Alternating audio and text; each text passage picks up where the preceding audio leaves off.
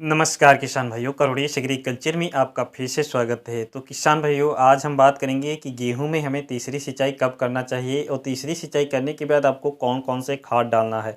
क्योंकि किसान भाइयों, ये सिंचाई बहुत ही महत्वपूर्ण सिंचाई होती है। इसको समय पर हमें सिंचाई करना है। उसके बाद आपको कौन कौन से खाद डालना है, जिससे कि आपकी गेहूं की फसल से लंबी बालियां, मोटी बालियां, उसमें जो दानों का भरा हो सही तरीके से हो।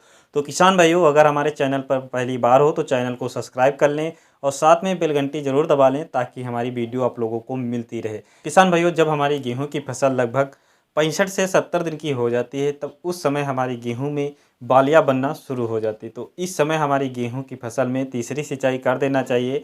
क्योंकि हमें यहाँ पर हमारी गेहूं में इस समय जो है हवाएं तेज़ी से चल रही हैं, तो जल्दी नमी सोख लेती हैं। तो आप लोगों को यहाँ पे तीसरी सिंचाई जब आपकी गेहूं की फसल 65 से 70 दिन की हो गई हो, तो आप लोगों को कर देना चाहिए। अपनी गेहूं की फसल में इस समय नमी बनाए रखना है। उसके बाद किसान भाइयों, तीसरी सिंचाई करने के बाद आप लोगों को कोई भी खाद मिट्टी में मिलाकर नहीं डालना है।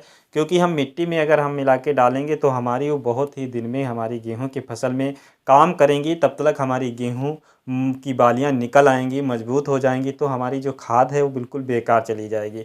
तो उसके बाद आप लोगों को यहाँ पे जो भी डालना है, स्प्रे के माध्यम में डालना है, जिससे कि आपकी बहुत ही जल्दी आपकी गेहूं की फसल में काम करेंगी और लंबी बालियां निकलेंगी, मोटी बालियां निकलेंगी। जो दानों का भराव होगा वो भी सही तरीके से होगा। इसीलिए आप लोगों को स्प्रे के ही माध्यम में डालना है।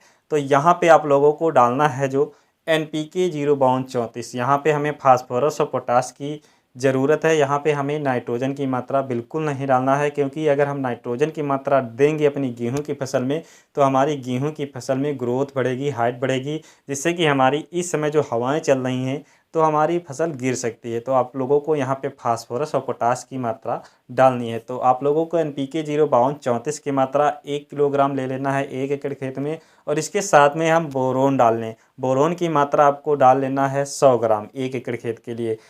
यदि किसान भाइयों आपकी गेहूं की फसल में इस समय पीलापन दिखाई दे रहा है, तो आप लोग यहाँ पर इसी के साथ जिलेटेड जिंक आती है जो 12% वाली, तो इसकी मात्रा आपको 100 से 120 ग्राम मात्रा ले लें। इनको अलग अलग आप घोल बनाकर और स्प्रे अपने गेहूं की फसल में 150 लीटर पानी में घोल बनाकर अपने स्प्रे कर दोगे, तो किसान भाइयों बहुत ही अच्छी आप लोगों को गेहूं की फसल से उत्पादन मिलेगा।